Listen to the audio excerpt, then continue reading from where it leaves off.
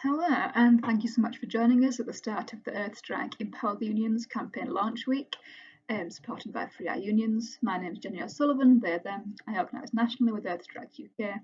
Now, if you tried to join our live stream event last week, you may recall that in spite of all our tech rehearsals, we came across some insurmountable technical difficulties.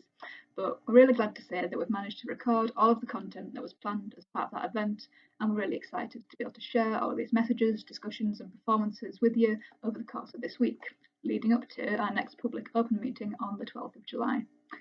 So thank you for being here with us, and a huge thank you to everyone in Earthstrike and beyond who helped us put this together, to all of our speakers and performers, and to Free Our Unions for their incredible support. So what is coming up in launch week? As I say, we'll be posting all the videos in the campaign launch event page and on our brand new Empower the Unions Facebook page, so be sure to give that a follow or share with anyone who might be interested. The schedule is also currently available to view there. So today I'm going to start off with a brief introduction to Earthstrike, the background to the Empower the Unions campaign. Later on, we'll have an introductory briefing from Industrial Relations Professor Gregor Gall to explain and clarify the anti-trade union laws that we're up against. And to end the day, we're really honoured to be hearing from Verity Bergman, co-author of Green Bans Red Unions, with some stories and lessons from the Australian Green Bans. Then in the coming days, we'll be continuing with a selection of messages from activists sharing their stories and perspectives on the historical and potential power of trade unions in an environmental context, and how we might move forward against anti-trade union legislation. On Wednesday, this will be Dave Smith discussing the inspirational legacy of the Green Bans and his work with the Blacklist Support Group, as well as RMT activist Janine Booth looking at the effects of the anti-trade union laws in a more local and contemporary context. On Thursday, we have our pre-recorded panel discussion with a return from Gregor Gall, activist Vicky Morris, who was involved in the Vestas wind turbine plant occupation, and Daniel Randolph from Free Our Unions. And then finally on Friday, we have our celebratory gig featuring poetry on the picket line, the oddly familiar Ding Frisbee, and a set from Joe Solar, so be sure to look out for that. And of course, all of this leads up to our public open meeting at 6:30 on the 12th of July. There's a sign-up link, it should be in the post, and I'll tell you more about this shortly. So throughout the launch week, there'll also be the opportunity to tell us why strong unions are important to you in our one-question survey that I'll also come to briefly. And do feel free just to comment any questions and ideas on the videos throughout the week. So to start the introduction, what is Earthstrike? What is Empower the Unions? Earthstrike is a grassroots movement that aims to help unite the labour and environmental causes, connecting environmentalism with the workers' struggle. We believe that large-scale industrial action will be a vital tool in the struggle for climate justice. Earthstrike was founded in 2018 on the vision of a global general strike for the climate. And to give a few details of what we've been up to since then, in 2019, Earthstrike was part of a broad coalition of groups that helped to organise the global climate strike when school strikers invited adults to join their protests. Incredibly, this saw approximately 6 million people around the world take action over 2 days. Although this event was not a strike in the truest sense of the word, it was a massively inspiring day and really demonstrated the huge will that people do have to take action. Earthstrike UK has a number of autonomous local chapters around the country which continue to organise their own local actions. Earthstrike North of the River, based in North London, have been undertaking a series of protests outside the London headquarters of major multinational and environmentally devastating corporations, BlackRock, Unilever, Glencore, to the Rio Tinto Mining Corporation most recently.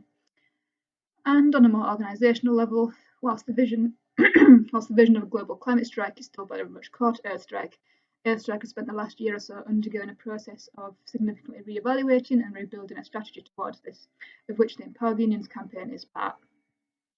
So what does empowering the unions, or indeed striking, have to do with climate justice?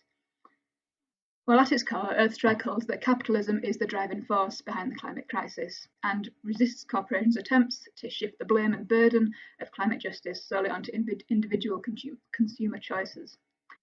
We see this as early as 2004, crude oil super major corporation BP popularised the concept of a personal carbon footprint by publishing their online carbon footprint calculator, an initiative that has since been described as one of the most successful and deceptive PR campaigns ever.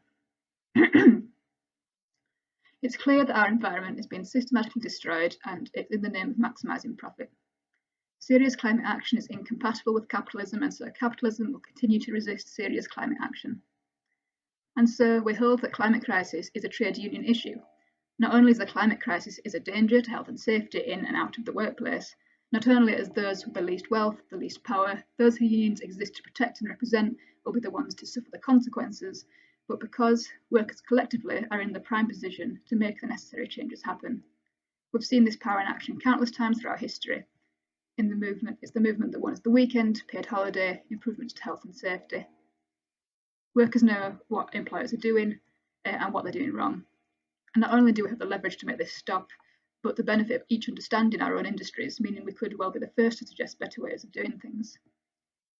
A lot of Earthstrike UK's recent work has been in identifying obstacles to a general strike and developing campaign ideas to address them.